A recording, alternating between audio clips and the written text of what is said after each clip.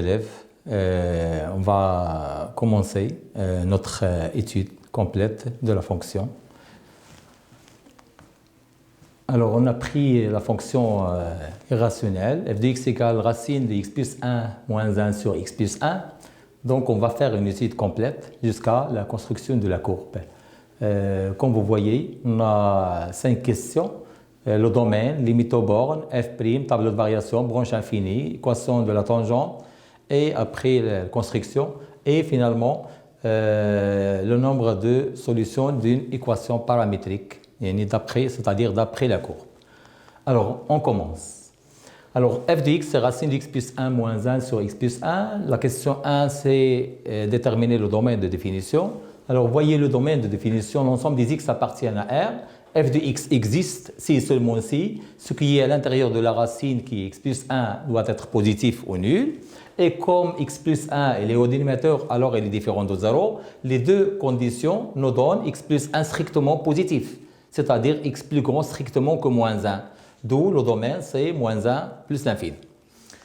Alors maintenant, le calcul de la limite aux bornes de f. Qu'est-ce que c'est que les bornes? On a le domaine, c'est moins 1 plus l'infini. On a deux bornes, moins 1 à droite et en plus l'infini.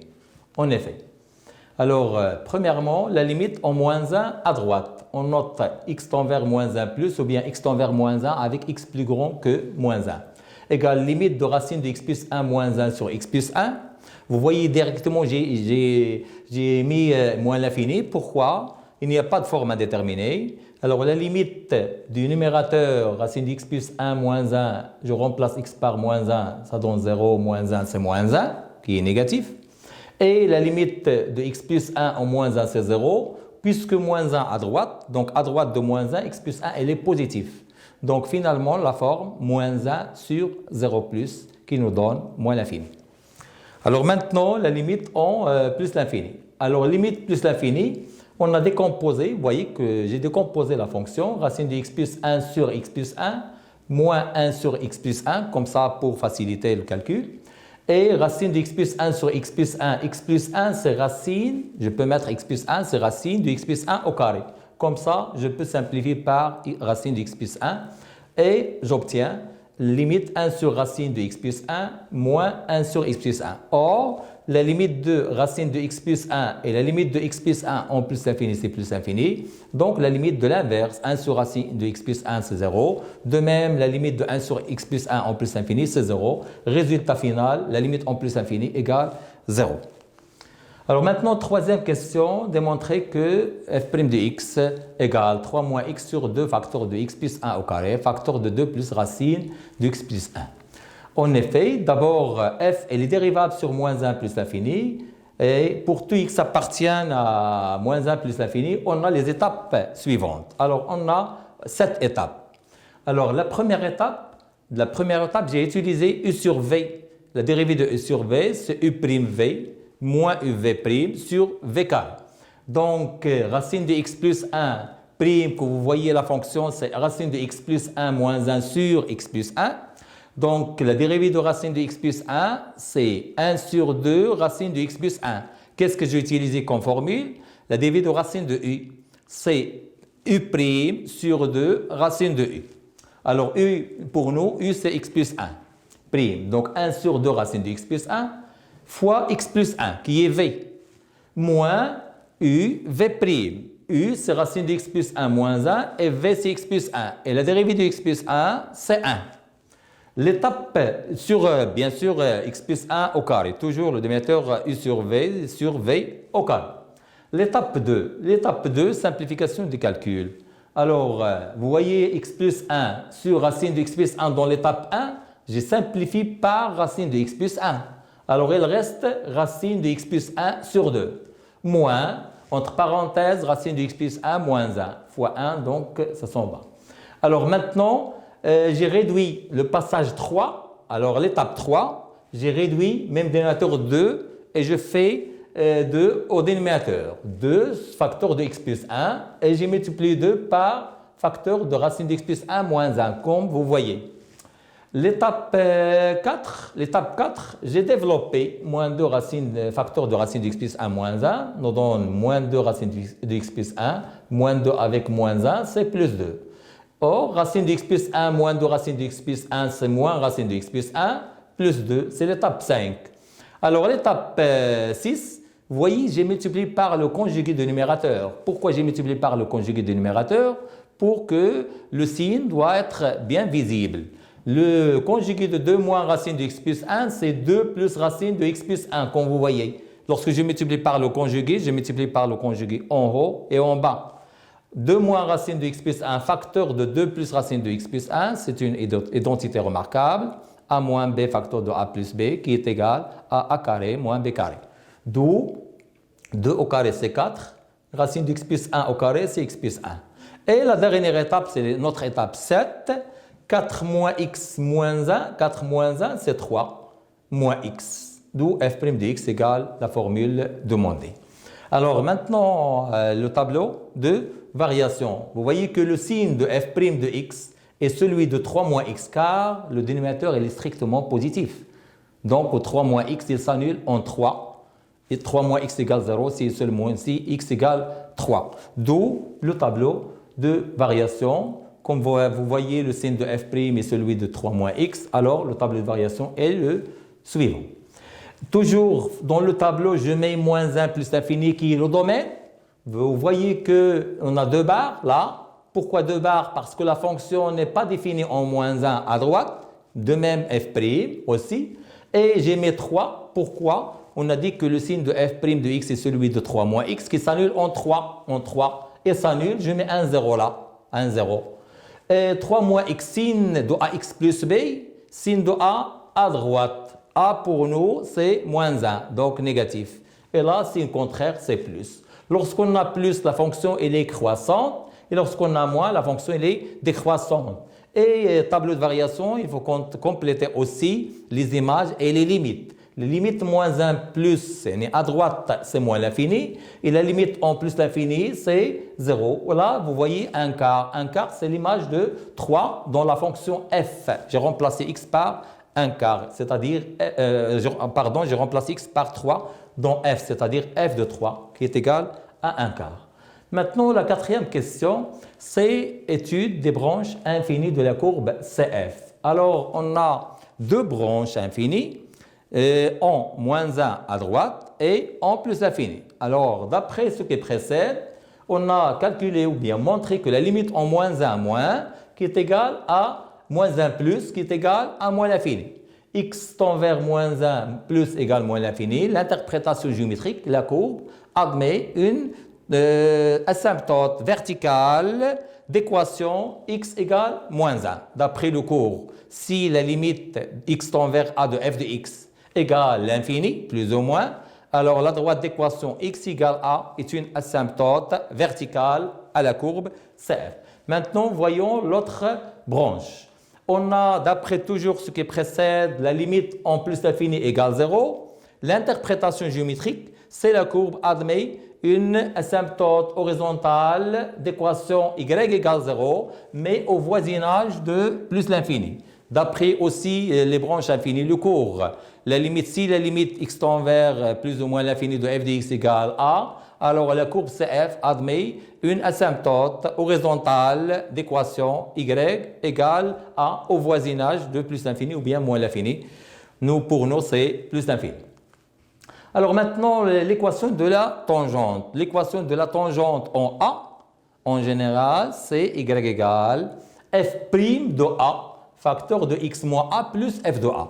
Pour nous, a, c'est 0, c'est-à-dire la tangente à la courbe au point d'abscisse 0.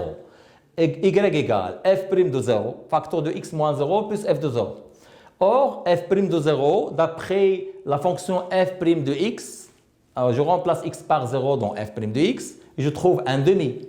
Un demi fois x, x moins 0 c'est x. F de 0 qui est égal à 0. Donc finalement l'équation de la tangente c'est y égale 1 demi x. 1 demi, on dit que 1 demi est la pente ou bien le coefficient directeur de la tangente. Alors reste maintenant le traçage de la courbe et la tangente.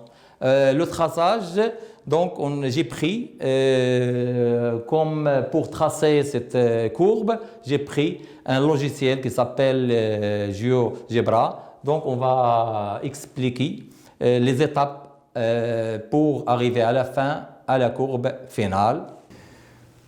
Alors maintenant, on va commencer les étapes pour tracer notre courbe. Alors, comme vous avez vu, la courbe CF admet deux asymptotes, une verticale d'équation x égale moins 1. Alors, je trace la droite d'équation x égale moins 1, voilà, comme vous voyez. Et l'autre asymptote, c'est une asymptote horizontale d'équation y égale 0, voilà, comme vous voyez en vert. Après f de 0, c'est égal à 0, donc je marque le point O, qui est l'origine. Et puis, la fonction, elle s'annule en 3. En 3, donc je marque le point A de coordonnées 3, f de 3. Qu'est-ce qu'on a en ce point? On a une tangente horizontale. Pourquoi? Parce que f' s'annule en 3. Alors, voilà une demi-tangente qui est à droite, horizontale, et l'autre qui est à gauche. Comme ça, on obtient une tangente au point A. Alors, qu'est-ce qui reste maintenant? Il reste l'équation de la tangente en 0. C'est y égale 1 demi-x. 1 demi-x, voilà. Et je trace là la droite ou bien la tangente à la courbe. Alors, qu'est-ce qui reste maintenant? Il reste la courbe à construire. La courbe, elle est croissante en moins l'infini, de moins l'infini à f de 3, puis il descend f de 3 à 0, c'est-à-dire y égale 0 est une asymptote comme vous voyez. Alors maintenant, je trace la courbe, voilà notre courbe. Comme vous voyez, donc la limite en moins 1 plus, c'est moins l'infini, elle est au-dessous. f de 0, c'est 0. Ça, en rouge, c'est l'équation de la tangente. Et en rouge aussi, j'ai marqué la tangente en A. Et de même, en plus d'infini, la courbe s'approche de 0. Voilà, maintenant, on a tracé la courbe. Reste la dernière question. Alors, qu'est-ce que c'est que la dernière question? C'est quel est le nombre de solutions de l'équation f de x égale m. Bien sûr, m, c'est un paramètre suivant les valeurs de m. Alors, en effet, on trace une droite quelconque, parallèle. Qu'est-ce que ça veut dire l'équation, les solutions de l'équation f de x égale m? Ça veut dire que les solutions des points d'intersection de la courbe CF avec la droite d'équation y égale m. Y égale m, c'est une droite qui est parallèle à l'axe des abscisses. À chaque fois que je remplace m par une valeur, je trouve une droite qui est parallèle à l'axe des abscisses. Donc, alors je vais balayer cette droite, comme vous voyez. Alors, je trace, oui, je trace la droite.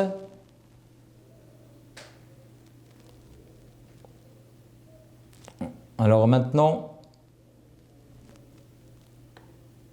voilà, comme vous voyez, alors la droite D, je prends une droite qui est parallèle à l'axe des abscisses, voilà. Voilà, comme vous voyez, comme ça.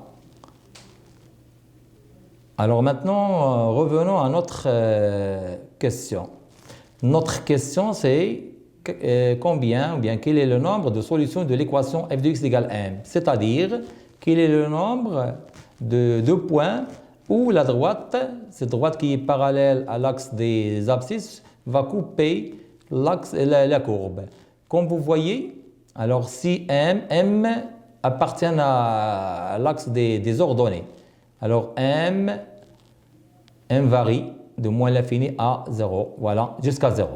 Donc, de moins l'infini à 0, c'est-à-dire si m appartient à moins l'infini, 0, même 0 inclus, alors la courbe, bien la droite coupe la courbe en un seul point, comme vous voyez, un seul point. Alors, un seul point, c'est ça le point, un seul point. Voilà, si je fais varier le point m, voilà. si je prends m égale 0, alors y égale 0, c'est l'axe des abscisses. L'axe des abscisses, il coupe la courbe en un seul point, qui est le point O. Maintenant, si je prends m appartient à 0 et 1/4. 1/4, c'est l'image de 3. Voilà, c'est-à-dire, voilà, jusqu'à le point O, le point A. Alors, vous voyez que cette droite, il coupe la courbe en 2 points. Le premier point, c'est celui-là. Le deuxième point, il est un peu plus grand. Donc, une autre droite, voilà. Voilà. Vous voyez que cette droite, il coupe la courbe en... Le premier point, c'est celui-là. Et le deuxième point, comme vous voyez, c'est celui-là. Si m égale 1/4, 1/4, c'est-à-dire la droite qui est parallèle à l'axe des abscisses, et passe par A, c'est-à-dire la tangente horizontale au point A. Cette tangente horizontale au point A, elle coupe la courbe en un seul point. Alors, si m plus grand que 1/4, 1/4, c'est l'image de 3. Si m plus grand que 1/4, alors comme vous voyez, la droite ne coupe jamais la courbe. Et l'ensemble des solutions, c'est l'ensemble vide. Alors, en résumé, je répète, je prends la droite qui est parallèle à l'axe des abscisses. Voilà. Regardez la droite, regardez. Alors, le point M varie jusqu'à 0. Donc, si m appartient à moins l'infini 0, 0 inclus, il y a un seul point. C'est-à-dire, la droite coupe la courbe en un seul point. C'est-à-dire, le nombre de solutions est 1. Il y a une seule solution. Si m est compris entre 0 exclu et 1/4 exclu. Alors, comme vous voyez, voilà. La droite coupe la courbe en 2 points. C'est-à-dire, le nombre de solutions est 2. Voilà, comme vous voyez. Voilà. Si m égale 1/4, c'est-à-dire la droite coïncide avec la tangente en A. Alors cette droite coupe la courbe en un seul point qui est le point A. Donc l'équation admet une seule solution. Si m plus grand que 1/4 strictement, alors la droite ne coupe pas la courbe. Donc S égale l'ensemble vide, c'est-à-dire pas de point d'intersection et pas de solution. Voilà, comme ça, on a terminé notre étude complète. Merci.